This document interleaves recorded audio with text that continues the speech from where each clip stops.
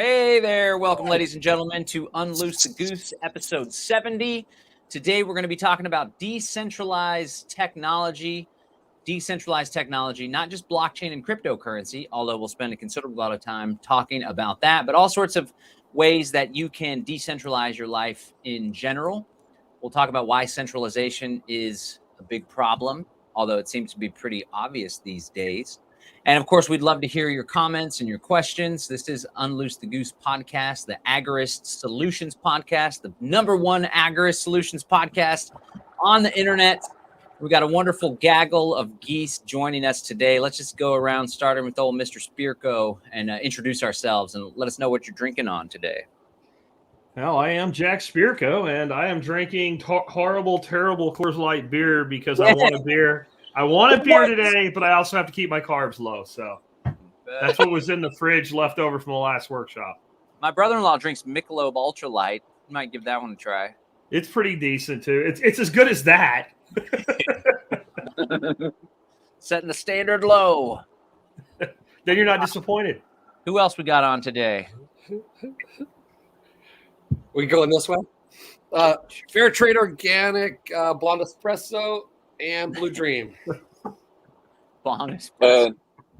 And I'm Xavier Hawk. I just spoke at the North American Bitcoin Conference in Miami.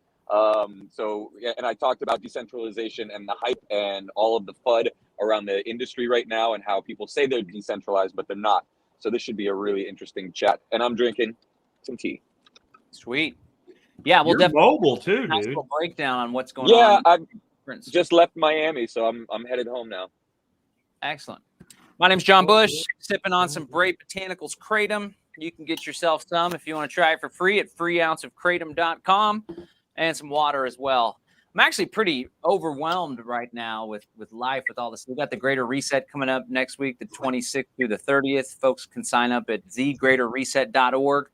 But you know what? I think it's all important for everyone to take stock of where we're at in this world, and really to double down our efforts, both on a personal level, which is really what's most important, the way that we live our lives. And we'll talk about some stuff folks can do today to improve and decentralize their lives, but also activism, talking to people, just injecting ideas into conversations without being annoying or obtuse, of course, is really critical and important. And I think with the way things are going, with the Great Reset and the technocracy and the further centralization of power and authority, decentralized technology is a godsend right now. Really, it's a wonderful tool, wonderful tools that people can utilize in order to make some big change. So why don't we first start by talking about centralization, right? So we can kind of polarize the conversation here. We got decentralization versus centralization.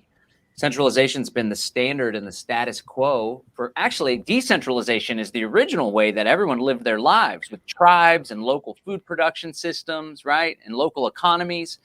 And then centralization became the norm, but now we're having a throwback to localization and decentralization, which I think is a pretty good thing. So what do you guys think are some of the biggest what do you think are some of the institutions that threaten our freedom, prosperity, health, and quality of life the most? What centralized institutions do you think we should be watching out for?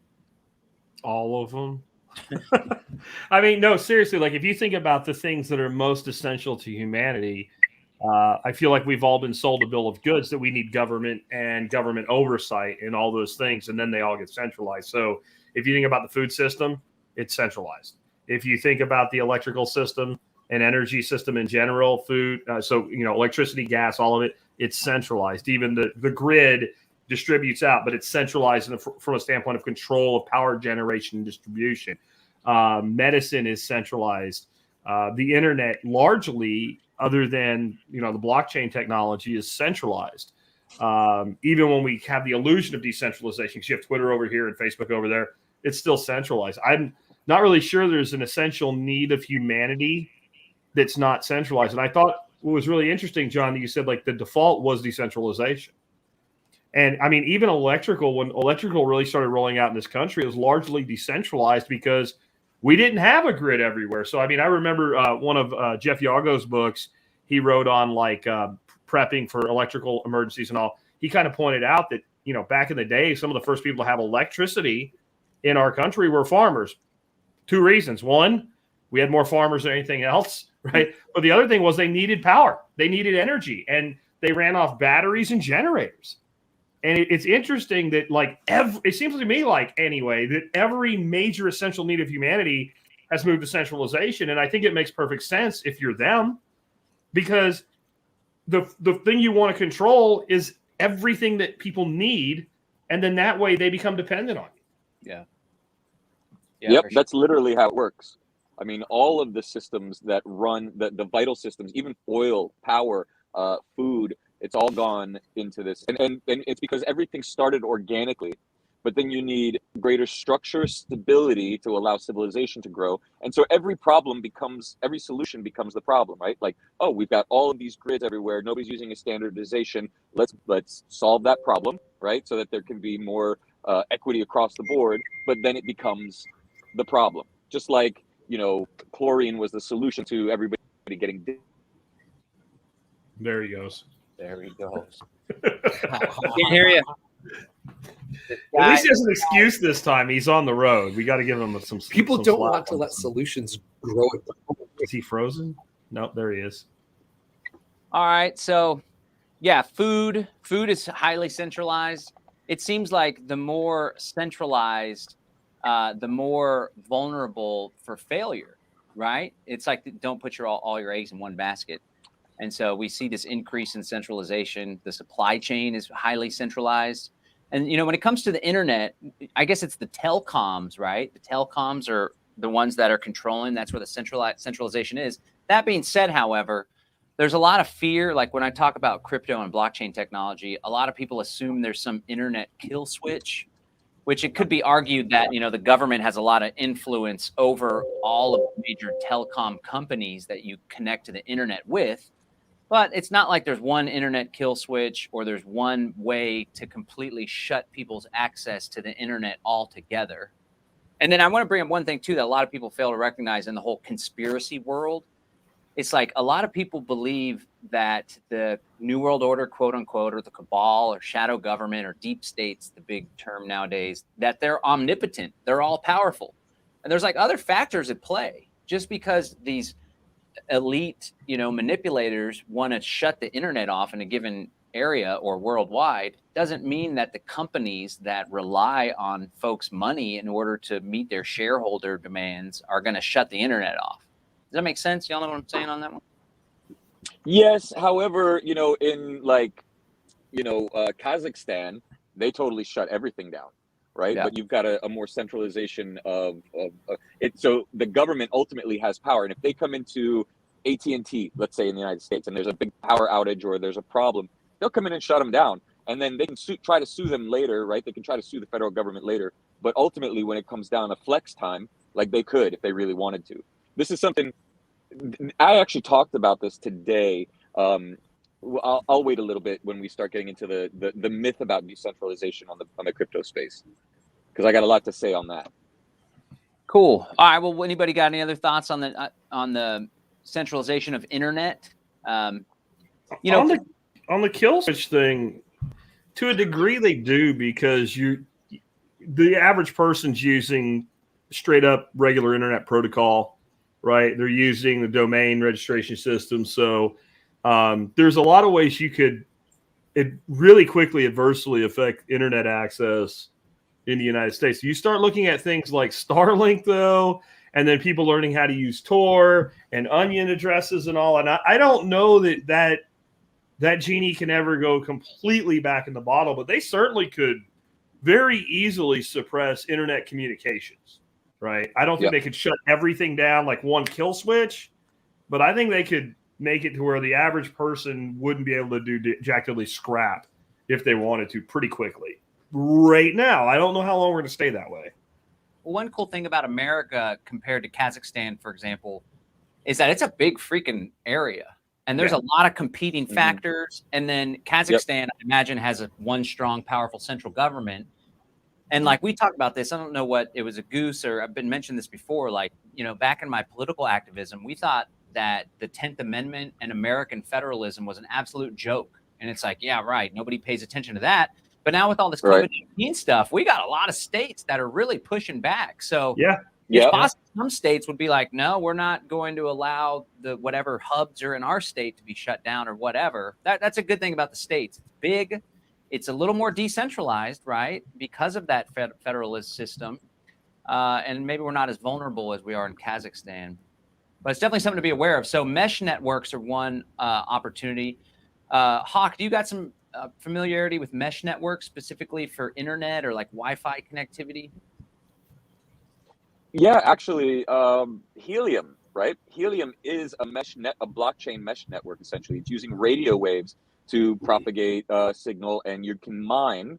You can get these helium miners, ant miners. You can stick them in your house, and you can be mining cryptocurrency, right? With helium, and what you're doing, the service that you're providing to get these coins, is to provide radio signal and mesh networks in your area that people are using for internet and for propagating internet over the radio, right? So there's a lot of really cool mesh network type stuff. We're working on so we turned on an internet that exists at the soft atomic bond layer of the atoms, so we could store data on atoms and transfer data on atoms, right?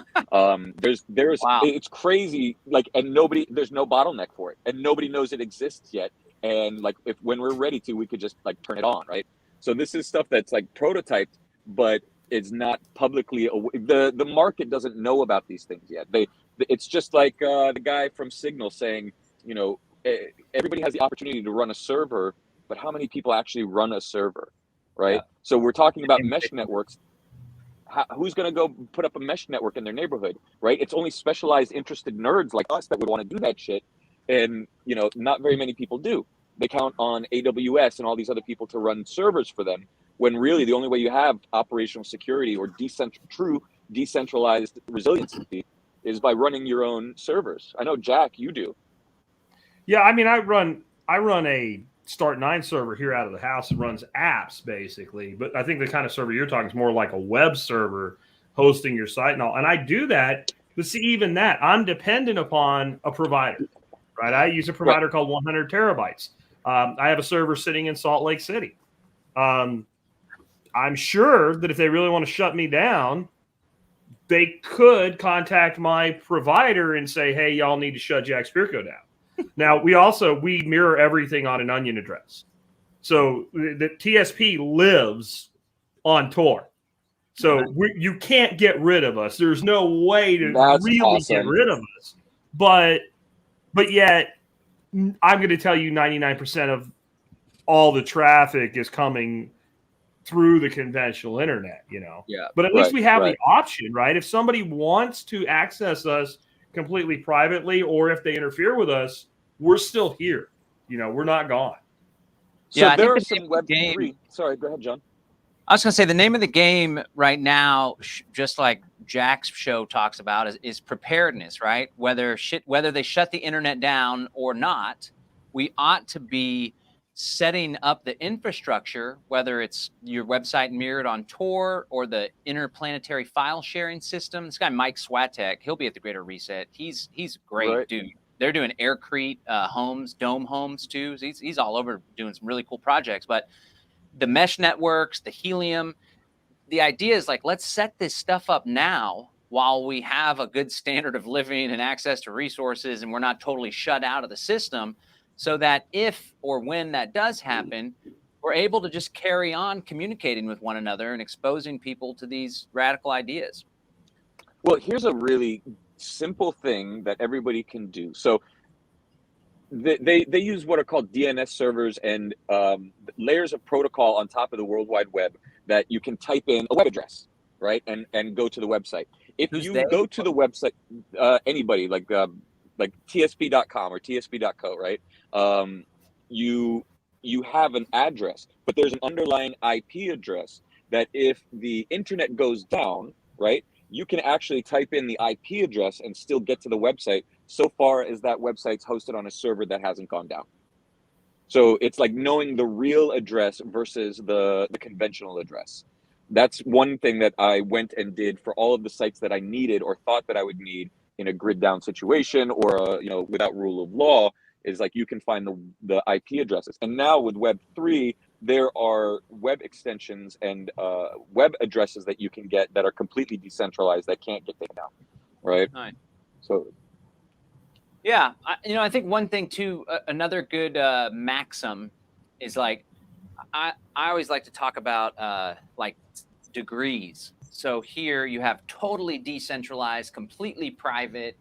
You got a de-Googled phone. You have the encrypted communication. You got the mesh network. You're completely off the grid. And then here is like total, quote unquote, normie life, completely centralized and completely dependent on all centralized systems. It's not necessarily the case that everyone needs to be over here, which is pretty freaking challenging. Even for myself, ingrained in this world, like I don't know where to start on half of this stuff. But the important thing is like just start inching your way towards decentralization. And when it comes to like a server, don't use Amazon's services to host your website or whatever. Use a local person that's like-minded, right? Like my websites are hosted at Agorist Hosting. It's like-minded freedom dude I've known for like 12 years, and they service all my websites, and they have their own servers. We still use the traditional internet, but it's one step closer towards that resiliency and the decentralization. So I think a lot of people get overwhelmed with all the stuff that gets shared in our world. And I just want people to know, like, it's not all going to happen overnight. Just start taking those baby steps that are practical and doable.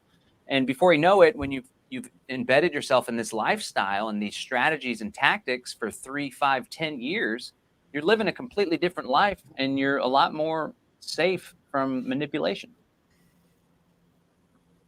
Yeah, I'd agree with that. I would just say that one of the things that hits sites that are really popular and put out like rich content on a daily basis, like my podcast, is I actually have a very limited number of options for hosting in the conventional space. I mentioned I use a host called 100 terabytes, and that's because I burn terabytes of data. Most of the small hosts like you're talking about, John, I love the idea of working with them. They don't want me, right? I mean, or they do, and they want to charge me, $7,000 a month in bandwidth charges, right? I mean, my hosting, owning my own box, co-locate at this facility is over $700 a month just to deal with that bandwidth. And that is literally the cheapest good option I have. I can do it cheaper on AWS, but I don't trust those bastards. I trust my host more, but I don't have my list is 2 hands maybe in numbers of people that I can afford to use to host the volume of content that I put out. And so it's still a company it's not freaking Amazon, right? It's not big. Yeah. It may not be the grassroots guy that we know, but it's still not freaking Amazon, which I think is a pretty good step. That's I figured since I don't want to do this, but since they let you host porn, then they probably would leave me alone. Yeah. But you never know.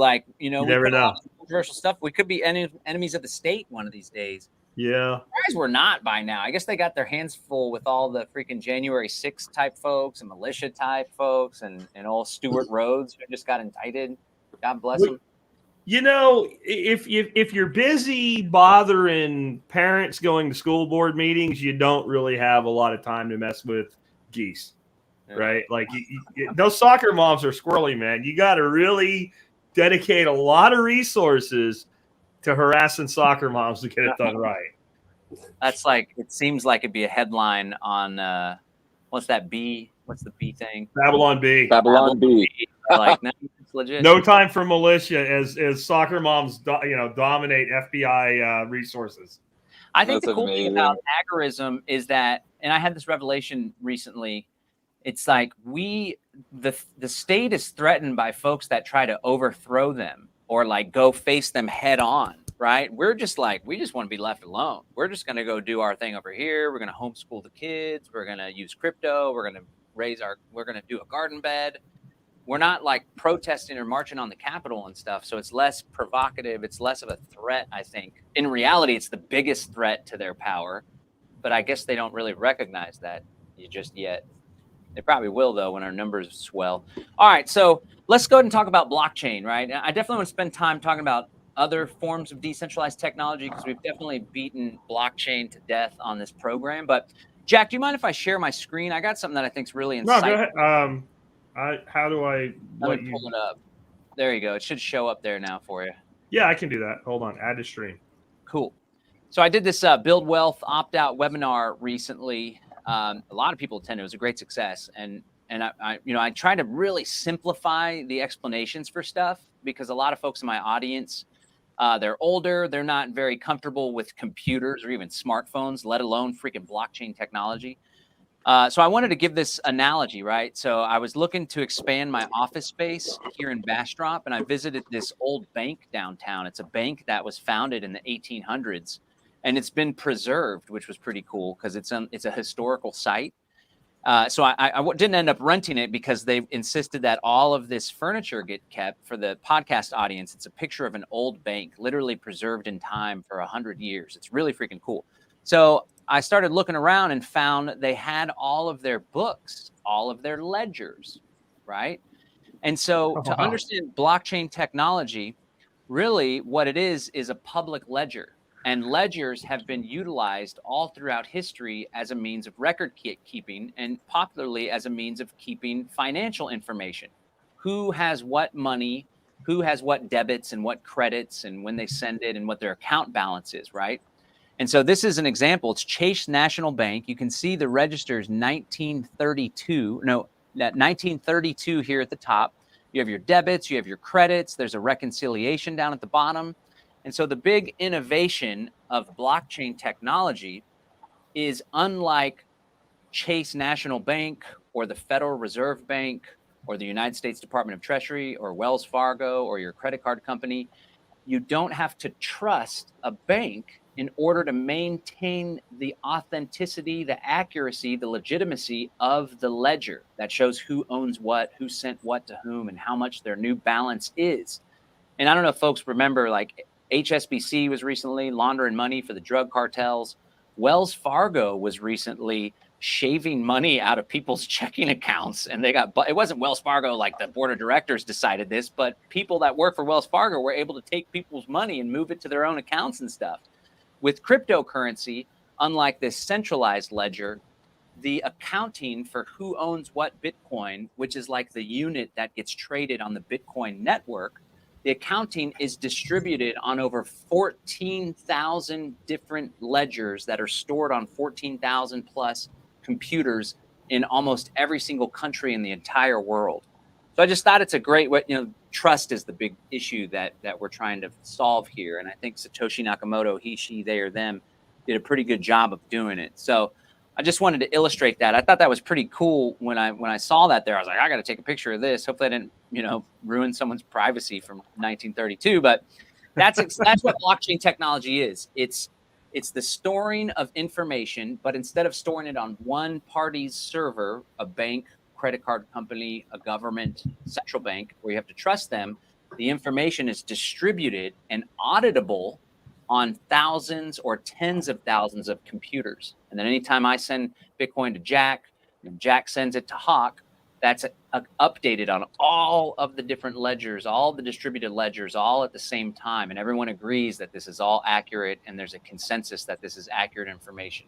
I think that's pretty cool. And it's more than just money. It's titles, it's governance, it's art, right? It's land titles. It's all sorts of really cool stuff that I'm super excited about.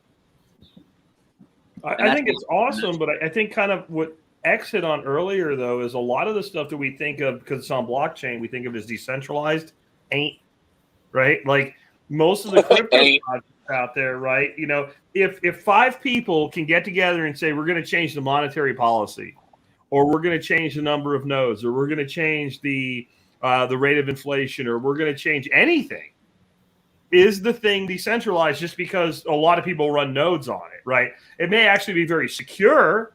It may be very resistant or even immutable to anything outside the ecosystem, like so the government can't stop it.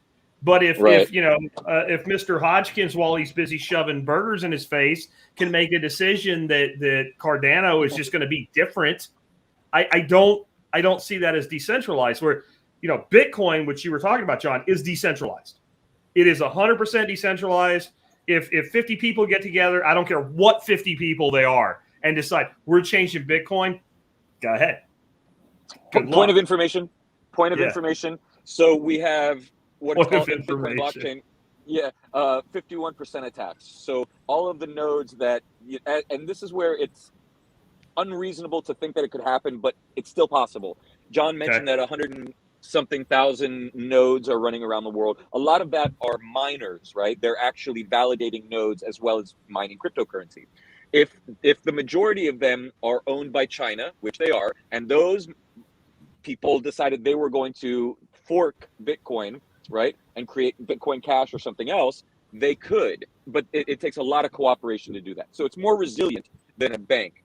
But then the other bit of this is that, like the legacy financial system, the top 1% of Bitcoin hodlers control 50% of the cryptocurrency, or 50% or more of the Bitcoin that's out there. So it's just the same legacy financial system, but now we have unregulated crypto mafia guys who own most of the Bitcoin, right? That includes banks, and includes some of the early adopters. So there is this, like, it is more resilient, but then the same 6 guys who code the Bitcoin blockchain, if they decided they wanted to fork it, not that they're gonna, but if they decided to, there's nothing stopping them. There's no contract between you, me, other holders, and the accountability that we require. So even Cardano, Quant, all of these layer 1 protocols and blockchains, they're really not distributed in terms of governance, right? There's no accountability. We're talking about trustless systems, but there's no, the truth is somebody could go and change the code and screw us all. Is really what it comes down Yeah, to. I don't agree on And that's Bitcoin, though, because we get all this stuff about, well, there's so many mining pools or whatever. But those mining pools are still made up of individual miners. And those miners have the ability right. to migrate at will anywhere. And as far as the people that hold the majority of Bitcoin, could they tank the price of Bitcoin? Well, what they can do to tank the price of Bitcoin is dump it. Go ahead, we'll buy it. And after the Right. dump's They're not over, gonna, exactly. then we'll They're have not it. gonna. And then, so basically you're saying that this guy can cut his own dick off to spite us, right? Like, he might, but I not really quite don't think that it's a good simple. idea. In the end, he'll bleed, I won't.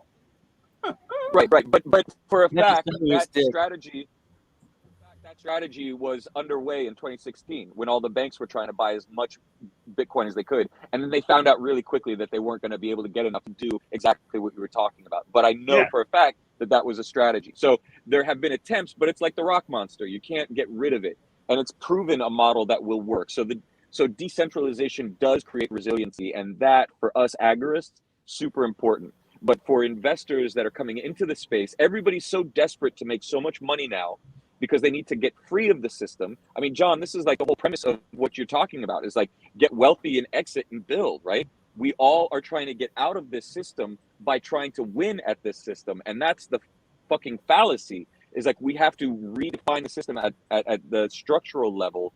And that's where the right developers, the right teams could really make a difference here in the blockchain space. I think one of the benefits that Bitcoin has going for it over Ethereum and Cardano is that the creator disappeared. And what a wonderful service he did for all of us, because Vitalik Buterin, I mean, God bless the guy. He's like a little super genius. If a lot of people aren't familiar in the history of Ethereum, after the first DAOs, this DAO token, DAO, I invested in it. And it was going to create this smart contract where people could do business and have, DeFi, the early phases of this. Somebody hacked the smart contract and robbed millions of dollars. Hawk probably knows the exact amount. And then Vitalik Buterin and $60 million worth of Ethereum tokens, and Vitalik Buterin and a group of developers and miners, they came in and they rolled back the blockchain to make that as though it never happened. Now, of course, the people that were robbed were really happy about that, but there's a lot of people that are like, hey, man, these are supposed to be immutable blockchains. Immutable means exactly. There was a fork for Ethereum Classic, but that never really took off too much, although it's still, it's still up there in value. But when you have a key figure like Vitalik Buterin or Charles Hoskinson, who is the creator of Cardano, even though it's decentralized in essence, when there's a company or a big powerful foundation behind it, it's not as decentralized and free of of intervention as other coins are, Correct. like Bitcoin, for example. Well, I think of If you Ethereum right want now, to- like they're burning Bitcoin. Who the fuck decided they could just burn Bitcoin? Right? Right. Like there was no plan 3 years ago to burn Bitcoin. Now, like, oh, you know what? We have too much Ethereum. Or sorry, to burn Ethereum. We have too much Ethereum. Yep. Let's burn some and let's make it deflationary. I think the actual number of times that Ethereum has changed their monetary policy is 5. I could be wrong about that, but I'm pretty sure they've changed their monetary policy 5 times, right? Like, Yep, so it's. yep. I've always said with Satoshi Nakamoto, whoever he or they may be, the second best thing that Nakamoto did for Bitcoin or for the world was leave and disappear. The first best thing was make Bitcoin, but the second best thing in the world was he left. He went away. Yeah. Well, it's important So to note it's not perfect. Cryptocurrency is not perfect. It's just a hell of a lot better than anything else we got. It's There in you Michael go. Saylor's words. That's It's the one of the apex best predator. statements. Yep, It's that's the one of the apex best things. It's not predator of perfected yet. finance. So in my talk today, I said, you want to know how Solana, Cardano, Quant, all of these are not decentralized and actually a threat to the system? Because none of them have had to escape and evade capture by a gang of Somalian pirates in Switzerland. None of them has had to avoid assassination attempt. And none of them have had $160 million of their crypto stolen and been told on the phone, never stick your neck out again, boy, like I have. Because if you build a system that truly decentralizes the power structure and really puts the power of finance, like the World Bank, in the hands of the owners, all of us, the people of the earth, then that becomes a threat to the system. All of that these guys are doing are coming up with new and more clever ways for people to make more money to try to get out of this game. And unless we fix the game from a very fundamental level, it's going to be the same bullshit with more and more advanced techniques of doing so. That's my soapbox. What else? You said you had some insights on how more is centralized than we think. Is that what we're talking about now, or are there other phenomenons you want to cover? Yes. So the founder of Signal came out with a little rant that he did. I was on Twitter and I saw it on Facebook, where he was basically, he created an NFT and he's like, look, I'm going to analyze Web3. I'm going to analyze this decentral world, NFTs, all of this. And he created Signal, right? One of the most quote unquote, most well encrypted messaging apps. That's debatable, but either way. So he creates a series of NFTs that he is able to at the code level alter. So it shows up on one site looking one way, on another site looking a different way, basically demonstrating that, you know, there is no immutability and transparency of this whole like NFT market. And so much so that I think it was either Rarible or OpenSea like canceled his account, just destroyed his NFT and kicked him off, right? Something that they're not supposedly allowed to or able to do. And it kind of put the illusionary bubble, you know, that this is all distributed technology kind of on blast. And not only that, but there's 2 companies that deal with, I think it's Infura and Alchemy. And these are 2 companies who have centralized web servers. And anytime your MetaMask wallet or your Trust wallet go and interface with the Ethereum blockchain or any other, they're run through one of these 2 companies, which are centralized companies, which if their servers go down, all your NFTs disappear and all of your wallets like MetaMask and all of these other companies disappear. So he put this on blast, and it hasn't really rippled in the community as big as it should, but it shows from an operational security standpoint that some of these, they have weak points in their decentralization. And I'm not trying to like say, okay, so throw the baby out with the bathwater. I'm just saying like, these are things that people who are in this industry and who are investing in this industry or building need to be aware of, right? Yeah, and it's still early on, so, you know, 100% covering the vulnerabilities and the weaknesses. But nonetheless, even if MetaMask connected through this centralized server and then that server went down, as long as you have your private keys, you'd still be able to access those NFT tokens, right? Bingo. Yes, you could. It depends on which site that you get the NFTs from or store them on, but yes, you would have your own NFTs in your wallet so long as you kept the keys, as well as your crypto, not just NFTs. I've never done any NFTs. Sal's going to come on my little Meet the Experts thing I do for the Live Free Academy members on Thursday, and I'm going to buy one. I don't know. I'm too busy to even mess with it. I see the opportunity there. I think really what NFTs, that's non-fungible token for folks that are just learning about all this stuff. It's basically like a token that has unique properties, right? So unlike a fungible currency, which there aren't very many, Monero, I guess I would say would be one, and Pirate Chain, fungible means none of the tokens or the currency it's indistinguishable from one another. Right? They're all, you can't tell which one it was or where it's been. They're all unique, or they're all, what am I trying to say here? One of a kind. They're one of a kind. One of a And kind. you can store data. Yeah, you can store data on them. You can do really interesting things from like a bureaucratic level for like local government with like permits and licenses. You can actually follow the chain of custody of each of the NFTs and add data to it. Right now, people are using them for artwork or securities, like, hey, and buy my NFTs and I'll give you a % of all my income as I make it. But like artists are doing this to raise money for building their albums. So there's a lot of really amazing use cases for them. And they are they're the hottest. They are the new cryptocurrency in the sense that everybody's investing in them. Young kids, 15, 20 years old are buying and selling and making more money than their parents just with some like JPEGs. There's people that are flipping them too, buying them for cheaper and then listing them for 5, 10, 20x and just making Yep. I hope There's they're not. a lot of bullshit in the NFT market too, though, right now. And Totally. I don't think we've developed the technology to where it's bullshit proof at all. Because, like, here's a scam I could run. I could have, let's say I have a couple $1 million worth of Ethereum. Not saying I do, but let's just say I have $2 million worth of Ethereum. And so I take a picture of my ass and I call it, Jack's ass. It's one of a kind. And I NFT it.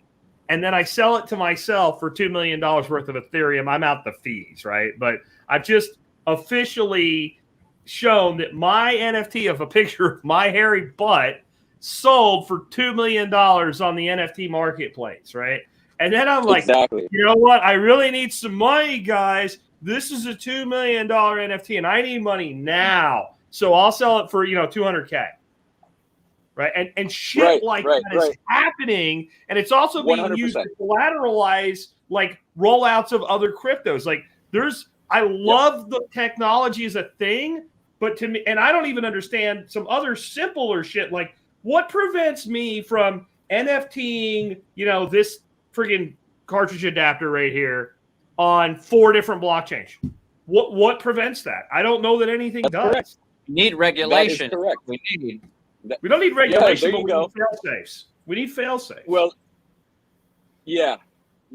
So that's the same thing as the crypto space in the beginning, right? It's like buyer beware right now. And I think that's part of what our job here is to do, is to tell buyer beware. Like they are not immutable. B, they are scams, like huge NFT scams right now.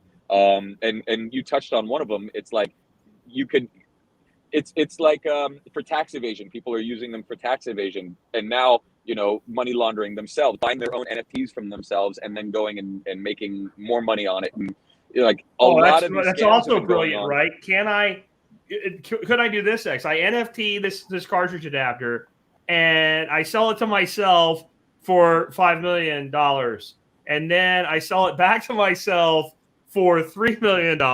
I still have all the ether. Right, or Cosmos, or whatever I did it on, but then I say I have a freaking loss of $2 million, right? Now we're talking. Or you. Now I see a way to use the scam to good, right? Right there you go. So you buy it for $3 million from yourself, and then you go and donate it to a nonprofit and say this is worth $3 million. You see somebody bought it for that, and then you get to write off that $3 million.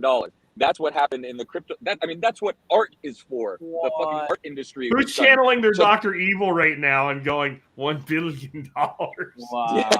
So, but this happened in the art world, right? So, like, I make an art piece. No. I'm a millionaire, let's say. And I go to my art friend and I say, hey, would you, do some avant-garde art for me? Maybe your Warhol or whatever. And then I say, sure, great. And I pay you $1,000. And then I go to my auditor friend who gauges and judges artwork. and I say, I need a valuation of 100,000 on this painting. I paid $1,000 for it. The art valuer says, yeah, it's $100,000. Then I take that art and I go donate it, and that's the tax write-off. That's been being done in art for like decades, right? So they just became more efficient with these Tony NFTs. Soprano. Sounds like Yep. Tony doesn't have their I had little an art dealer tell me this.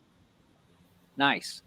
Well, nobody has any problems with anyone gaming the IRS, that's for sure. I think a good rule of thumb in this whole crypto thing is that, like, we've been in the space for quite some time, and a lot of people are just now getting involved. And I think it would really benefit people to just abandon the whole get rich quick thing with crypto. That's not very wise anyway for building wealth, the whole get rich quick, it's a long game. It's a marathon, not a sprint. And okay, hold on. Uh-oh. Now let's go back to the Here we Reddit go. community, giving some. Now, that was a decentralized way of people to communicate around the system while being plugged into the system, using technology to just give it to them, right? Finally got ahead using the low tech because we figured out a different way to put it together. And I mean, that is decentralization, right? Using the tech you have. Yeah, GameStop, right? Yeah, but the challenge still is, like, folks are trying to get rich quick, and only the savvy people sold at the top. I'm sure a lot of kids held on to the stock as it dropped, and then they lost their asses off. It's just like paper so money. I didn't get it on the GameStop. I mean, the ones that made money in Wall Street bets, the ones that really made the money, they were the ones that instigated the bullshit, and then they bought the futures contracts, and they topped it out, and they shot it all the way to the fucking bottom on the short side.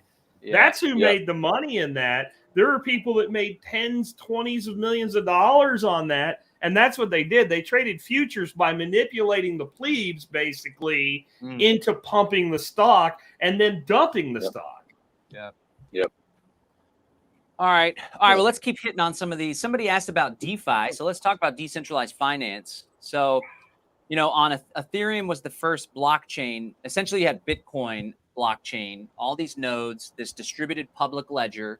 And then Vitalik Buterin and a handful of others came along, and they're like, this blockchain technology is really special. What if we make it so people can program code and make applications and programs and software instead of running it on AWS servers, for example, or on Microsoft? We run this software on a decentralized supercomputer. And that's what smart contracts are, essentially. It's a code that's written into the blockchain. And instead of having a contract that's like on paper between me and Jack, and if Jack doesn't uphold his end of the bargain, then we got to go to court or figure out some sort of arbitration. It's going to be difficult to enforce. The enforcement mechanism is written into the code. And unless A and B happen, C and D don't happen, right? And so that's what a smart contract is. And there's multiple different uses for it. And one of them is this concept of decentralized finance, which is essentially much of the stuff that people take for granted with centralized finance, like lending and earning interest, borrowing money and paying interest, derivatives, insurance, a stockbroker, right? Everyone used to go into a company or a bank or a service, Schwab or whatever, Fidelity. Don't go to him. Now you can do many of those mechanisms on the blockchain. And I personally have put up some crypto as collateral and used it to pay my house, right? So you put up the crypto to the smart contract, then you borrow against it, you earn interest on what you supply to the smart contract, and you pay interest on what you borrow. But that usually almost cancels out to where I was paying like a 1% interest rate, 0.2% interest rate. So I did that to pay for my house. I did that to pay for the down payment on my solar panels.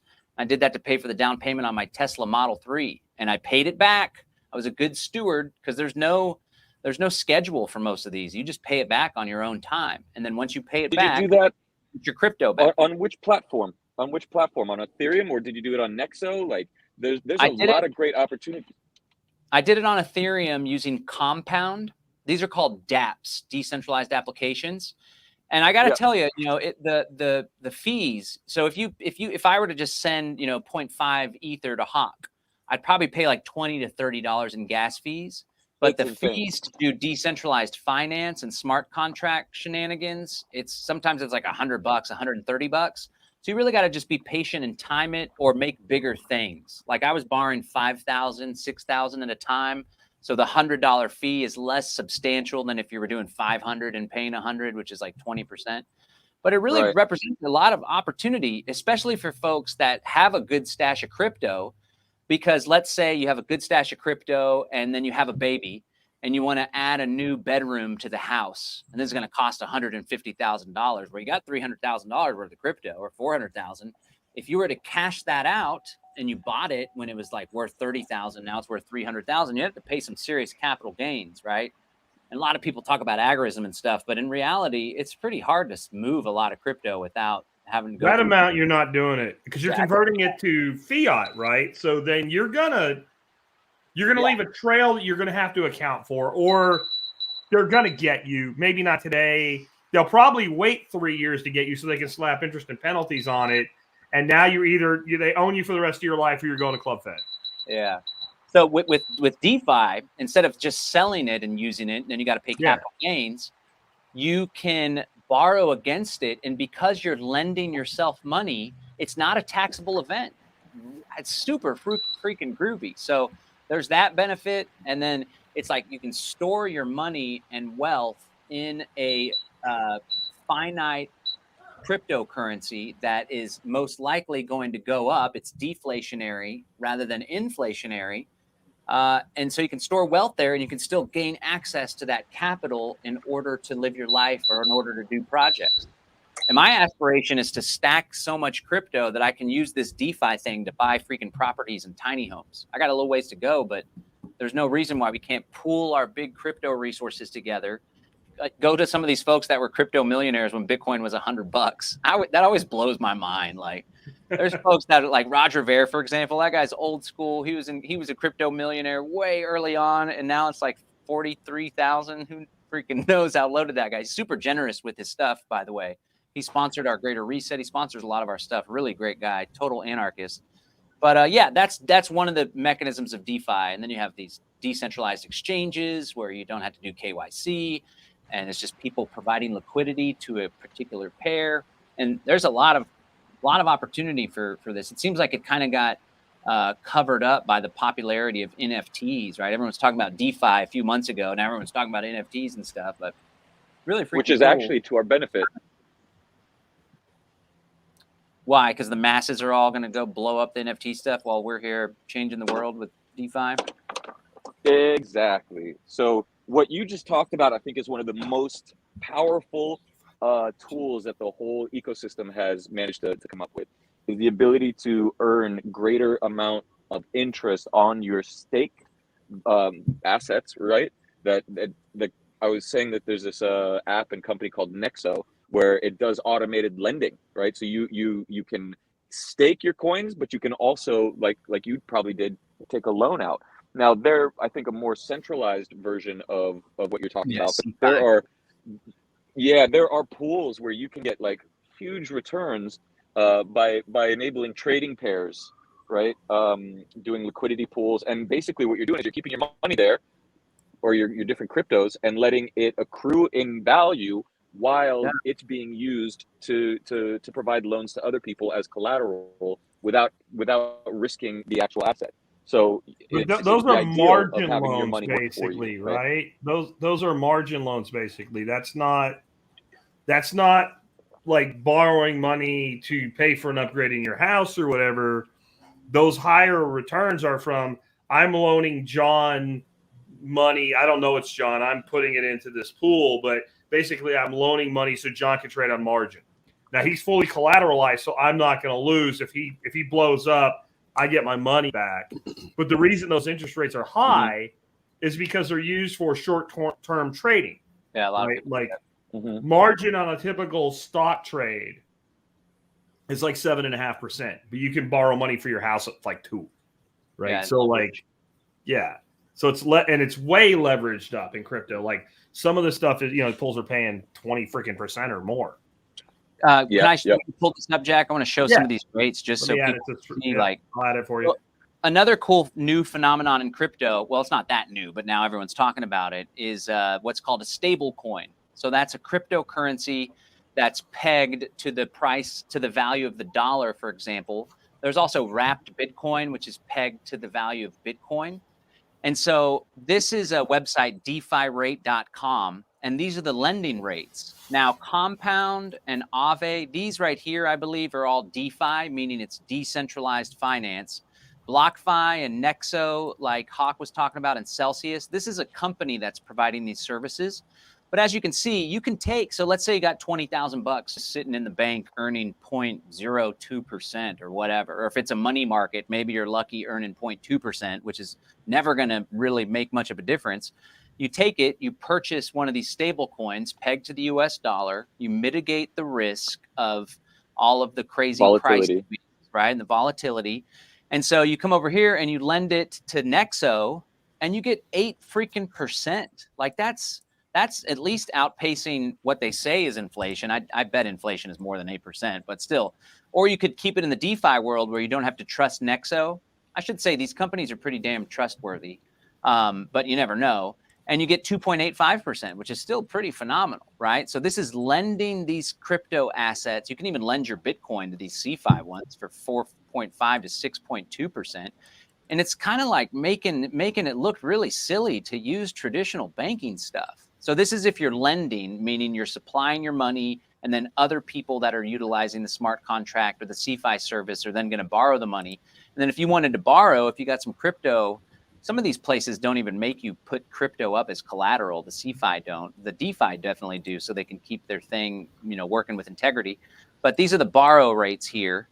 So 4.44, 3.89, 3.53, -2%. Wow. They'll pay you to take it? I want it all. Let's go. And I think the Nexo, like some of these guys, these are the ones that don't require you to put up collateral. I don't know if they do a credit check. That's another thing. If your credit is shot, but you're sitting on a stash of crypto, there's definitely no background check or credit check or anything like that. Yeah, on the Nexo side, you have to put in a number of coins, let's say. And then you can actually, like let's say you put in $10,000 worth of XRP, right? Then you can get like $7,000 worth of a loan, and they control it so that if the price goes down, they'll automatically like garnish your. They start liquidating your ass, is what they do. Exactly. That's the biggest risk in the DeFi or the CeFi. So with Compound, what I used, there's a 75% collateralization ratio, which means if I put up $100,000 worth of Ethereum and I borrow $75,000 worth of stable coins, and then a week goes by and the value of that Ethereum now drops to 95,000, another player in this decentralized space comes in and liquidates my contract. They purchase my my collateral, and then I get to keep my 75% stable coin, but I lose my original collateral. So the tip is make sure that you're not getting anywhere close to that 75% collateralization ratio. And as I've been doing it, I started off with just a stash of Ethereum and I borrowed against it. But now I have Ethereum, I have wrapped Bitcoin, and I have some stable coins in there to kind of make it a little more of a conservative thing to level out some of the volatility that goes in there. So don't be stupid. If you're doing it for the first time, start really small. Like don't go in and take out a $50,000 loan or something crazy. Just start small so you can get a feel for it and make sure you're conservative. I think that's a good idea for wealth building in general. Be conservative, but be persistent. Don't go, the more risk, the more reward. But we're not in this for a quick win. I mean, some people may be. I'm in this for the long haul personally. So. Well, I mean, think of it this way, John. Let's say I wanted to buy a piece of property for $200,000 and I had $1 million worth of crypto. I would have a loan to value ratio of 20%. I'm probably pretty safe. Yeah. Right. Especially if I went in right now, well, the market's already retracted. Right. And then I still have my crypto at the end of the day and I pay the loan back, which I would have had to do if I took it from a bank. Yep. But I also have no income, where if I sold 20% of my crypto, it's gone. Yep. Right. And I'm paying tax. And it's gone. But this is another reason why we need stable coins, right? And that people miss because people think, well, it's just good for trading. So like I dump some Bitcoin because it's really high. and I want to buy it back, and I want to hold something stable in the middle, say it's a stable coin. Totally valid. Original reason it came out, absolutely. But in these loan relationships, what I don't want to do, I don't want to borrow Bitcoin. I don't give a fuck what the interest rate is. If I have long-term debt, let's say 5-year debt on a car, I don't want to borrow Bitcoin and have to pay back Bitcoin plus interest. I want to leverage Bitcoin and borrow dollars that are inflationary, right? Because even if Bitcoin were to stay level over that period, but inflation, real inflation is somewhere in the neighborhood of 15%, I'm ahead 15% per annum by borrowing against it and not liquidating my position. Yeah. But my concern for the whole market space is there is so much leverage on leverage on leverage on leverage on leverage. And I think someday there's going to be this big ass day of reckoning, and it's going to be really bloody for a time. Yeah. And my other concern is, and this I guess comes into our discussion with decentralization, I believe that a lot of these altcoins are not decentralized by anybody's definition who's honest. And I think we're looking at regulation coming in this year. Correct. And I think a shitload of these Cardanos, right? And I'm not just picking on Cardano, just like things like that are going to have a reckoning, and the government's going to go, actually, you are a security. And I don't think they're going to like totally nuke everything, because it's now, you take Bitcoin out at $1 trillion market cap, it's a $1.5 trillion space. Unless you want to cut your own dick off again, you really can't just kill that. But I think they're going to come in with some sort of like middle ground. Okay, you're not a security like Dow Jones, NASDAQ, but here's all the things you're going to have to do to comply and fit under this new umbrella. And they'll probably give them a number of years to adapt to that. And when they do, I think, the 90% of altcoins that are garbage are done. They're gone. And I think that's a good thing long term, because a lot of them are crap. I mean, a lot of crypto really has no use case scenario. It's not necessary. We don't need 800 versions of Cosmos, Cardano, Algorand. We only need a couple. And so the ones to me that have put aside dollars, as horrible as that sounds in the crypto space, and have a war chest, that when they're like, okay, you have like $5 million you have to put up in, compliance bullshit, they're going to have the money and they're going to be able to survive. But the question is, how many of them have done this? Like you have, altcoin XYZ, so I'm not picking on Hoskins anymore. And the whole purpose of that is so there's like 900 freaking other projects underneath in their ecosystem, and they can't do it, and they all start nuking themselves, and they all start going away. Now, what's the purpose of this thing? What does it do now? Does that make sense? Yeah, it's just it's market, and I hope the cool thing. Well, I'm sure this is how it'll pan out. Unlike the banks and the housing crisis, these crypto companies aren't going to get a government bailout. They're going to be happy to see them go. And just like you're saying, I'd be happy to see them go too. There's like 9,000 freaking cryptocurrencies out there, and 98% of them should be avoided like the plague. I agree. Now, what's going? Your pirate chain's not faring too well in the market these days. Yeah, old Jack. Yeah. Why is that? I mean, the technology still works, though. It's still private. It's still useful for what its intended use is. But if you bought it like I did at 8 cents, you're pretty happy. That's right. You're pretty happy right now. If you bought it at $12 during the Jeff Berwick pump, you're maybe not as happy. You guys know what that is pirate right now? I have no idea. Goose. That is a goose. Yeah, right up there. Oh, There's wow. a goose right up there. Yeah. He knows. Oh, shit. It is a goose. Nice. It is really a goose. That's amazing, huh? All right, sorry. He doesn't give a fuck. But I think what hurts Pirate more than anything else right now is listing on exchanges, right? Huh. So, the only exchange they're on that has, instant liquidity and anybody can use it and it just works is CoinEx, and they're not that big. I think if Pirate was on Binance or Bittrex or something like that, that it would be a much more valuable token, but it is completely private. And yep. I mean, one thing I'll say for them is what I just said about a lot of these projects going away when this regulation comes out. One thing they did that was very smart is they took some of their money and they invested it in a lawyer or a team of lawyers actually that came up with they're already ready. They already have a brief as to why they're fully decentralized.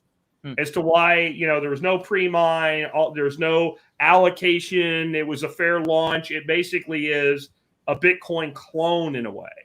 Now, I have some concerns about it truly being decentralized because I understand how it works with the Komodo validators, which we don't really need to get into. But overall, I mean, I like it. I love the fact that we can transact completely privately. But I think the biggest suppression in price is they're not on any major exchanges.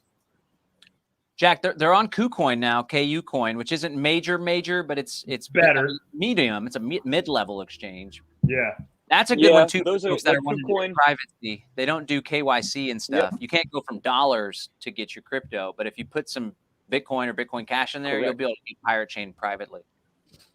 Well, here's a clever way of doing it, right? So let's say you go to Coinbase. So there's a fallacy about Tether, right? Tether is like, oh, there's enough dollars to back the price of Tether, but there's not. Like there is not like $40 billion worth of dollars behind Tether right now. And the auditing team that was responsible for validating, yes, that this is worth that, has quit, right? So there's some FUD around there. And then USDC is Coinbase's coin, right? So these are two of the big stable coins that are out there. Now, so you just need to be aware that like some tectonic shift could happen and tank Tether. If that were to happen, it would ripple through the whole market and terrify everybody, right? It would have repercussions that we can't imagine all of them right now. That being said, here's a clever way of buying, storing, and either representing or not representing your crypto tax-wise. You go to Coinbase, you buy your coins into Tether, and then you take Tether coins and you go to KuCoin or CoinX or any of these other exchanges where you don't need to KYC, right?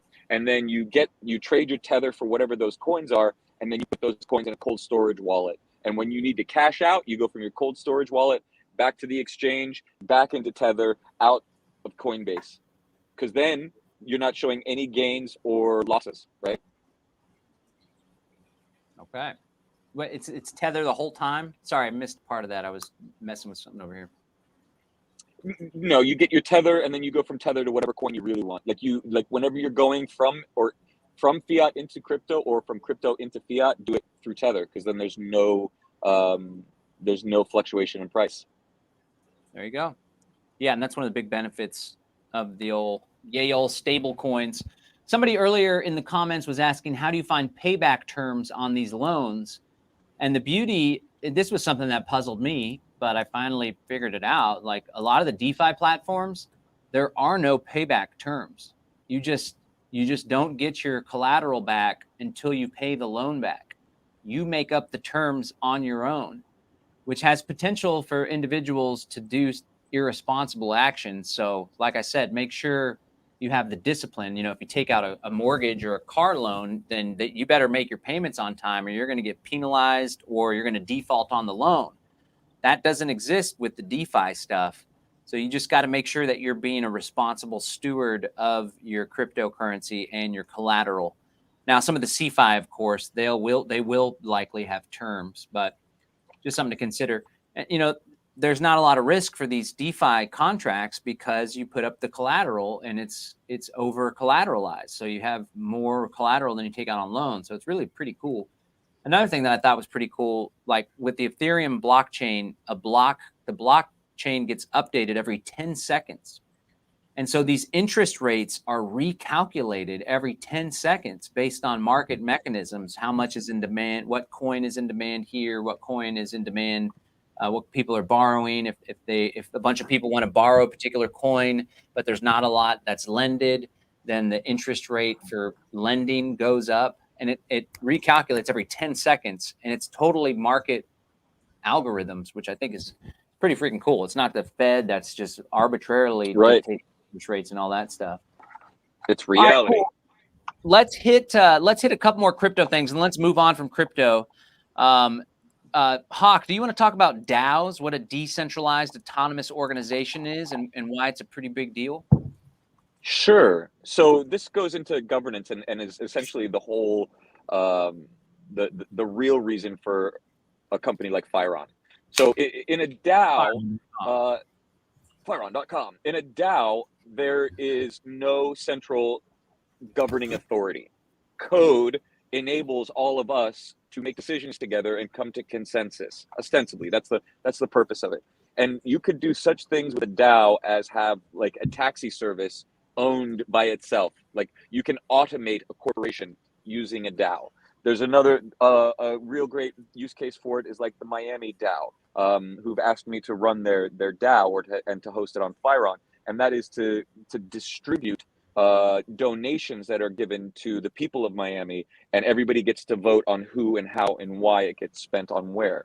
And that's ultimately the premise of Firon. So you could take a corporation like a taxi service and totally automate it and have it just purchase its own through smart contracts, purchase its own taxis, and get the cars serviced and stuff, and literally turn a corporation into a robot.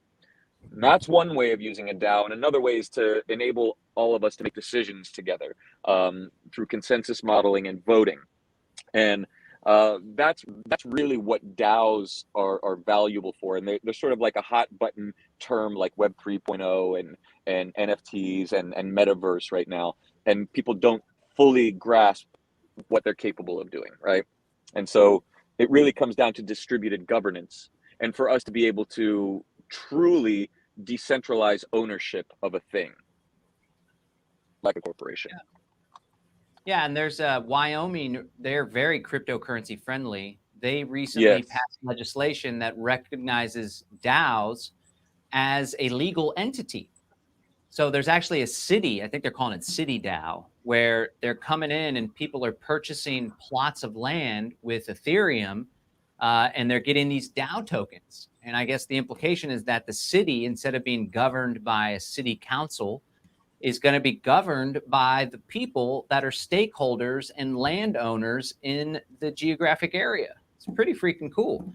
There's somebody here close to me in Texas, in Dripping Springs, just west of us. They're doing the same project, but an individual, it's not as sophisticated because Texas's laws haven't caught up. An individual purchased land. He's going to give the land to an LLC, and then the LLC will be the legal entity on the books. But I guess in the LLC's operating documents, it'll state that the DAO is the decision maker or the governance model. So it's pretty wild. Another cool implication for that, like I did business with the Dash DAO. Dash is a cryptocurrency. They used to say it was a privacy coin, but it's not really a privacy coin. And they have what's called a treasury. So you have nodes where you host the blockchain or you mine, but then they had master nodes where you put up like 10,000 Dash or 1,000 Dash. And those master nodes are able to vote on treasury disbursements. So every block, money gets allocated to a treasury. And then individuals like myself, you go and you put a proposal and you put the proposal on the blockchain, and the master nodes vote on it. And then if they approve your proposal, like we put a proposal together to sponsor the stage at Brave New Books, this underground liberty conspiracy bookstore I used to operate for a couple years, and it passed. And the cool thing I always share as an agorist is I was paid by a DAO.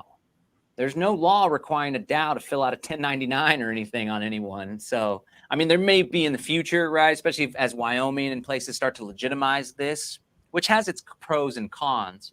But I always thought that was pretty cool. I was literally doing business with a blockchain, with a decentralized blockchain. And I thought that was pretty freaking cool. So, okay.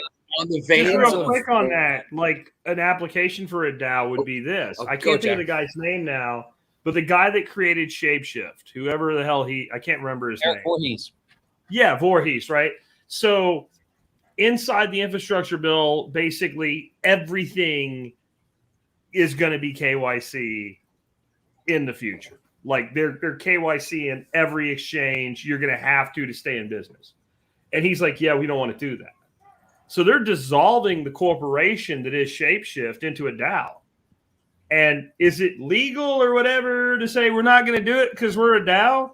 I don't know. But Voorhees is basically like, go ahead, stop it, do something about it. Like, I don't have any legal obligation to do anything to you because I don't own it.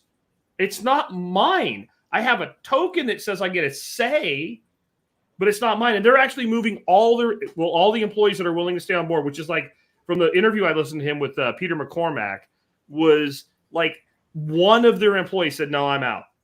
Everybody else is like, I'm in. I believe in what we're doing. I will take my compensation through the DAO as a stakeholder in it. And they're like, fuck you. We're not doing this shit. It's over and done. It's a DAO. And I can be off in, say what, Neo, Mexico, or down at Bitcoin City in El Salvador or whatever. And the DAO runs whether I'm there or not. So I don't own anything. And there's no, it turns an entity into sort of like a pseudo Bitcoin. And that the reason that all this shit exists, if government in 2012, once they figured out what Bitcoin was, could have shut it down, they would have. And if there was a building with a big orange bee on top of it, they would have cruise missiled that motherfucker if they had to shut it down. But there isn't one. Yeah. There's no place to go to do this. And that's kind of what DAOs are like. Like, I think even once you establish a DAO, well, like, okay, so John, you're the head guy in the DAO. We'll prove it. We'll prove it. Like, it's a token. Maybe I gave it to Brian, right? Maybe Brian's the head guy. I don't know. Maybe I lost it. I don't know. I can't. But, I mean, he was flat out like, this is what we're doing, and we're never, ever going to ask our customers for their information. I love it. That dude's a badass. He's old school. And him, like Roger Ver. He's OG, man. They're deep into crypto, and then they're totally philosophical anarchists, and they do their best to live that life. Like Roger Ver rescinded his freaking, he got put in prison for a couple years for selling really big firecrackers, basically. Other websites sold him. Apparently it's because he like gave this speech at a Libertarian Party thing where he was running for office, and there was an FBI or ATF agent in the audience, and he was ragging on the ATF. And then they're like, we're going to prosecute this guy. And he went to jail for a year. Political prisoner. Out, he's like, okay, I'm rescinding my citizenship and moving to Japan. F you guys. But I appreciate they're old school, they're crypto, and they're freaking anarchists, and they're still doing really cool shit out there in the world. All right. So, okay, before we finish, we got like 15, 20 minutes left. Let's move away from the crypto unless anybody else has anything they want to throw out there. All right, let's talk about energy. Jack, you brought up energy before, and I didn't even think about that when I say I was prepping for the show, but literally it was like 5 minutes before we went on or whatever. Anyway, I recently got solar panels. I think that's pretty cool. We're still tied into the grid. And originally I didn't want to be tied into the grid. I don't have a choice because we already had utility and there's regulations about that. Like if you buy property and then you build a home, you can set up completely off grid. But nonetheless, I still want to have a backup, be the grid, right? So I got the solar panels and the grid, but I bought this Tesla, right? We got a Tesla Model 3, and that sucker, it's the solar panels, unless I'm charging it during the day, it's hard to charge it at night because it'll just drain the Tesla batteries. I got 3 Tesla Powerwalls, which are super cool too. They can store over 40 kilowatt hours of energy. So I'm trying to find this groove where I charge the car during the day when possible, and then we drive it on our commute. We don't charge it at night because I don't want to spend the money on the electricity. I want to make sure that the power walls are still charged up. But it's pretty cool. I think it's pretty, it's a pretty solid setup. We got the 4,000 watt generator. I inherited it from my uncle who passed recently. I still haven't tried it out, but it's always good to have these redundant systems, right? Jack says 2 is 1 and 1 is none. So Jack, do you want to share just in your experience what some good decentralized energy, decentralized food, decentralized homestead technology is, so folks can keep their life? Well, you're there, right? So you have these power walls, so you're able to generate power, and assuming you can generate more power in a day than you use, then you have storage. And if it goes into the Tesla, as long as you're generating more during the day than you use in total, you've lost nothing. You've moved from this battery to this battery. Yep. And see, I think this hybrid model, that's what you're using as a hybrid model. And I think it's really the way to go because not everything about centralization is bad. What's bad about centralization is if I have a switch and I can throttle you or control you, then I can manipulate you, right? And I can manipulate price and I can do all types of things to control society. But if you now have the ability to generate some of your own power, then your challenge is going to be either to figure out how to generate enough that you don't need the grid or throttle you used to you can get by without the grid. Yep. And if you can do that, like the fact that you've plugged, honestly, the way that we should be managing a system like you have, which is, I'm jealous, I'll admit it, is that you don't see your Tesla as a drain on your system. Your Tesla is another power wall. Yep. That's what your Tesla is. It's a fourth Powerwall. And you either can use the energy back out of the Tesla onto your house or to go down the road and, I don't know, torment Xavier, you know, what have you. But like everything we do with homesteading works around this decentralized model. Like, so a centralized model of food production is all the lettuce is grown in Texas and California. We grow almost all, those two states grow like 90% of the lettuce consumed in the United States. And I don't just mean iceberg. I mean like all your salad greens, right? When I say lettuce. And so you have this centralized food distribution system that has these two production meccas of California and Texas. They consolidate into warehouses and distribute to the whole United States. So you put in a hydro system, an aquaponics system, a garden, name it however you want to do it, and you grow your own lettuce. Well, now you've decentralized your lettuce consumption. Does that mean that you can't, oh, you know what, I'm having a slow week on my lettuce production. I didn't sow my thimble that Thomas Jefferson said. Thomas Jefferson said this, every American should sow a thimble full of lettuce seed once every 2 weeks. And they'll always have nutrition. They won't have calories, but they'll have nutrition, right? So I didn't sow my thimble full of lettuce. So I can go down to the centralized system and I can draw from that when I need to. But the less I draw from that, the better it is for everybody. The better it is for me, because I don't rely on it. The better it is for Brian, who's not off the grid, because I'm not now competing with him for that resource. And the better it is for the grid because it has less to serve, but still plenty to serve. So it's a little bit easier for it to balance. So I don't think we need to not have any centralization. I think the problem is being dependent upon centralization. And you mentioned the 2 is 1, 1 is none. So the way that continues, though, is 2 is 1, 1 is none. For me, 4 is more, 5 keeps you alive, right? So like the more options you have when it comes to where I draw in from, the better off that I am. And so this is why I coined the phrase so long ago, back in 2008, modern survivalism. I don't want GPS to go away, for instance. And GPS is a very centralized technology, right? The satellites are up there. Anybody can buy a receiver. But in the end, the government could turn that ability off or things could go wrong that screw it up. So I think it's a good idea to be able to take a compass and a map and shoot an azimuth and a back azimuth and triangulate and navigate. But I'm not going to do that on a daily basis. I might do that a couple times a year, get some orientation skills so that if this goes down, it's available to me. But in general, when I'm going somewhere and I don't know how to get there, I'm going to plug the address into my phone and I'm going to use the centralized system to do that, right? And I just think creating these options where we don't always have to rely on this, or if this goes away, and this is symbolic now of any centralized system, is still there, whether it's the grocery store, it's actually the cell phone that it is that I'm holding up, or any other system. And to me, that just, I don't know, it just makes sense. Yeah, and it's a lot more palatable. It's a lot more attainable. It's not overwhelming for folks because there's some people that are out here like, live your entire life on cryptocurrency, right? And like, you're an asshole because you have a bank account or whatever. And it's like, man, I could live my life on cryptocurrency, but it would kind of suck, you know? But if you could go back to 2014 and not do that experiment, wouldn't you? Wouldn't you rather have you hodled back then? We'd be having this meeting and John would be on his Learjet right now.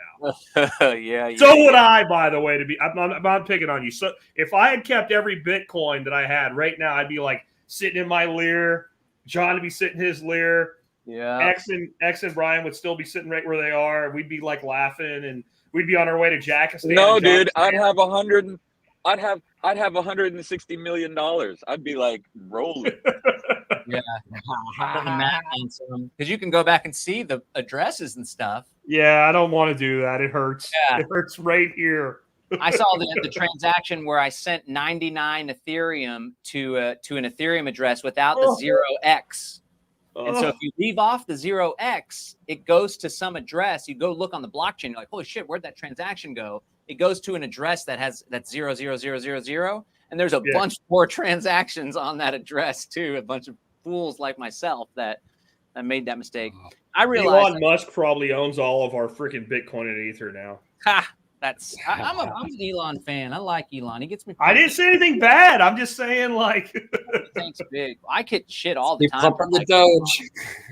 I get a lot of shit for driving. the Doge shit is stupid. But I think this is my defense of Elon with Doge. It's an intelligence test, and people say you can't fail an IQ test. Yeah, you can. Yeah, you can. And Elon keeps giving that IQ test to people. Tesla accepts Doge. You know what? Peter Schiff accepts Bitcoin. It means nothing that an entity accepts something. Yeah.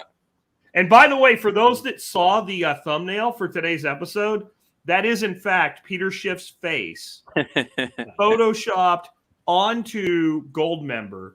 And I did teach myself how to do that yesterday. You did that? I did that. I asked for like a week for somebody to do it for me. I'm like, fuck it, I guess I got to learn a skill. Oh, yeah. Nice. It's pretty funny. All right. Well, we haven't heard from Brian too much. Brian, what is it my understanding? Am I correct that you have like a decentralized income? You got your coffee business. You got a couple other things that you earn money, earn a living from? Right. Okay. So I am in the process of turning my coffee company into a decentralized coffee company, actually. How so? So the coffee club right now we're getting up to. When we get to 100 members, I'm shutting the door on my .com to any sales to the public. I will only deal with my 100 members that I will issue an NFT to. At that point, they will have the rights to all of my production, right? It limits my life to only having to deal with 100 humans on the planet, but it opens the door. Right now, if you're in my coffee club, you can buy for $20 a pound. I sell the same coffees for $26 to $28 a pound. So you could buy all the extra you want, create art or label, and I'd ship it to you with your art or label. I can ship it out for you from here. So some people have already started to do that. As we get closer and closer to 100, those NFTs, well, it also gives you the right to come to Squatch Fest, all my events, yada, yada, all the other stuff, consulting services. I've been in a lot of businesses. I can help people start things or make things more efficient, work better. So anyway, that all comes as part of it. It's a real NFT. You are buying future production. So long as I roast coffee, you will have a right to it monthly. The interesting it's also thing transferable, right? So like if John snoozes, doesn't ever get in your coffee club, and one day I go to my doctor, he says, if you drink one more cup of coffee, Jack, you're going to fucking die. And I believe him. And I'm like, shit, I got to get out of the coffee club. I could sell my token to John, right? The value is non-fungible and transferable. So as soon as we get to the 100th, I'm going to start a waiting list. Basically, I will make the market. If you want to get out, Jack, we'll go to the first. We'll make an equitable way for the people on the list to get the next NFT up. If someone's like, I'm highest bidder, bitch. That's what it's going to be. The obligation, right, is you have to buy 2 pounds a month from me, or if you're on the cannabinoid side, just same thing. It's about a $40 spend. So the obligation to own the NFT, right, is you do business with me on a monthly basis, but you get a much preferred rate and you have an exit strategy if it takes off. And if I haven't entered my coffee in competitions yet, but people that are starting their own brands might. So anyway, it's an interesting thing. Okay, and my other little quick thing on the whole decentralization and technology, after watching, so all the sports people in the country have gone to gambling online, right? There's now billions and billions and billions of dollars in this. The big playoff game, the refs got it so wrong that the guy was literally in bounds. It was out of bounds. Everybody saw it. You could see it on every fucking TV in America. The NFL was so bad after the game, they literally suspended that entire reffing crew. I think it's because they're going to start really going through bank accounts and who's been in jail and who owes who money, because centralization of anything leads to points of attack, right? There's only so many ref squads. If I'm the mafia that wants to throw a game just slightly, all I have to do is get to 27 people, right? I can control hundreds of billions of dollars of revenue, and I only need to nudge that a little bit to make a lot of money. So I think in the off season, they are going to look at that in the Fan Control Football League, right? On my iPhone, as each play happens, I get to vote on calls like that. Was the guy in or out? All 8 million of us are watching that, and we press on our iPhone, in or out.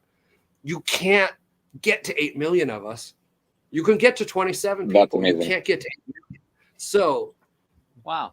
Decentralized I think technology. you could also just get like the more people want one team to win would be a problem. The AI, so maybe that what that triggers is some sort of mandatory additional level of review. Like, because I know what you're talking about. You think it's like he's in bounds and you see the foot like this is the line and here's the foot. You're like, no, he's got a whole half of that size 12 is on the outside of that line, right? You're like, no, that's not a thing. And if right? America, with 8 million people vote, right? If it's 99-1, the AI doesn't have to calculate shit. If it's close, then you've got to start looking at like, okay, are all the Pittsburgh fans just saying he's in because he's but I think taking the decision making, and you were talking about the DAO with the town, letting the people of that town be able to have a say on everything immediately in real time, because now you can verify you are a single voter. You voted one time on that issue. You can't game the thing and vote for trash collector 27 times. So and like on that, like with the Miami coin thing, see, the Miami coin thing is really a Bitcoin. It's like a version of wrapped Bitcoin. It's like a fixed. It's not 1-to-1, but it's a fixed exchange. So it's just using the Bitcoin blockchain. But what they're doing really is like, it's not really about having a say as much. It's more like a refund. So a lot of government, let's say parks would be one example. They're not 100% free to use. There's certain things you might pay to use as additional services or what have you. Or you might have like a city nature preserve, and maybe there's a $5 gate fee to get in, and they actually make a profit. Right, so they're partially taxpayer supported, but they're also supported by use revenue. And some of those actually make money. So what Miami Coin does is takes all the actual profitable things in the government that actually create a surplus and redistributes it back to the residents, because much of that money doesn't come from residents. It comes from people that go into Miami and they went down to Florida because they were AOC and they wanted a glass of wine without a mask on, or they were just upstate Florida and they wanted to go someplace cool and hang out on South Beach. So there's actually a lot of profit in Miami from activity like that. So what they do is kind of like Alaska distributes a dividend from their oil reserves. They're distributing a dividend from the profitable components of Miami to all citizens of Miami. So it's not really donations like Rex said earlier. It's really it's voluntary transactions within the city creating the surplus, or maybe it's a tourist tax, which I'm not for, but it is what it is, right? And then all of a sudden, just by living in Miami, I'm actually getting and I'm getting paid in Miami coin, which can be swapped into Bitcoin. So I'm actually getting a Bitcoin derivative, or I'm sorry, Bitcoin dividend by being a Miami resident. And if you don't think that's going to not attract the population into Miami, you're crazy. So like sooner or later, cities like Fort Worth or Cheyenne, Wyoming or whatever, like, because like it's Wyoming, Florida, and Texas that are trying to be like the Bitcoin state. You're going to have to start competing with this. Like you're going to have to start coming up with ways to do this. And I think we'll never have perfect government. We'll never fix government, but we can have less bad government at least. 100%. That's two separate things. So Miami coin is the currency that a centralized company is trying to do for not just Miami, but a bunch of different cities. And the DAO is the way that those distributions that they're proposing that those distributions get sent to people. So Miami coin partnering with Miami DAO, and then the profits going in and the community deciding how that gets dispersed. That's some value right there. There was a DAO that raised a bunch of money to support Ross Ulbricht. It was like Free Ross DAO or something. I don't know how much they raised. It was like 20 million. Oh, they sold some NFTs. NFTs, Ross's art. Yeah. And it was like 16 million bucks or something crazy. I thought that was pretty freaking cool. I almost bought one just because it's Ross. Yeah. You know, that would be my first NFT I ever bought. Heck yeah. But they were really expensive, and people with more money than me bought them. Yeah. It's a good cause. Mm-hmm. All right. Well, we are at the end of our time. I think this has been a great episode on a super important topic. And, you know, folks feel like they're late in the game, but really this whole decentralized technology is just going to be so prevalent in society, not just cryptocurrency, but I think as these systems begin to break and more people are affected by the breaking systems, like that's why we went to get the solar panels. It was always something we wanted to do, but in February, Texas freaking froze and the power grid wasn't able to handle it. And like the water got shut down in Austin and all this crazy stuff. So we're like, we're getting freaking solar panels. A lot more people are going to be affected by all this crazy nonsense. Not to mention, like, the reason the freaking price of Bitcoin is going through the roof is because smart money and big companies are starting to see the forest for the trees and all the inflation and stuff. So we're just barely getting started, folks. But I think the big takeaway I would like everyone to have, and we'll go around the circle with some takeaways here, is it's better to get started now, right? There's that old expression about when was the best time to plant a tree. I'll let you share it there, Jack. It would be yesterday, and if not today or 10 years ago. I mean, it's like as soon as you can. Definitely. So yeah, get started, folks. And because all this stuff that we talked about today is pretty damn complicated, right? And so you got to just start trying it out. Start small, experiment with it, set up a wallet, buy $50 worth of crypto or whatever, and just get started somewhere. All right, let's go around the horn and everyone can say the little parting words. Go ahead there, Hawk. Well, I just wanted to say thanks for having me, guys. I've been kind of missing in action for the past 2 months, holidays and Rona and all of the other things. But I think what we have here is like a real fun, gaggle, and just seeing that goose today made me really think about it. There's a whole community of us out there who are looking to be left alone and have the resilience that we need to take care of our families well. And I think it's important that we grow that community, grow our network, grow our economic network. And, it's great to be here. Cool. What do you got, Jack? Well, I wanted to say something about what you just said about it's still early in the game. Way back on March the 25th, 2014, episode 1320 of the Survival Podcast, I had John Bush on the Survival Podcast to talk about Bitcoin. I was unable to pin down the exact price of Bitcoin on that day, but let's just say at the end of the month, it was $478. Yeah. And there were so many people saying, I missed the opportunity. And John said, it's still early in the game. And a lot of people lost their fucking minds and said, this guy is crazy. And like, there's no way Bitcoin goes much higher than this $478 or wherever it was at. And who might like to buy their ass some $478 a coin Bitcoin right now? Yeah. And that's just a little bit of perspective about how early in the game and how we often think, and I just know a lot of people said, just a few months ago, if Bitcoin goes down, I'm going to buy me some Bitcoin. Here we are. Okay. Are you? I'm just going to say so yeah, we are early in the game. Anyway, I will just say on that, I think we did episode 3019 today of the Survival Podcast. It was 1320. We've been around a while, so come check us out. We've been talking about things like Bitcoin, decentralization, and all the other stuff that we talk about for self-reliance for now 14 years. It'll be 14 years this June. Impressive. Nice. Wow. And, just for perspective, don't let yourself say, man, I wish I would have bought Bitcoin when it was 42,000 when I saw that Unloose the Goose episode 70 2 or 3 years from now when it's 250,000, right? Because it's going to be. I'm telling you right now, it's going to be. Bitcoin will cross $1 million in this decade. I think so. And of course, the dollars are getting inflated. So it may be a point where like $1 million isn't even that big of a deal. And that's why Bitcoin is so valuable. All right, what do you got there, Brian? That's what I was going to say. That was my wrap up right there. Decentralization and trust are inversely related.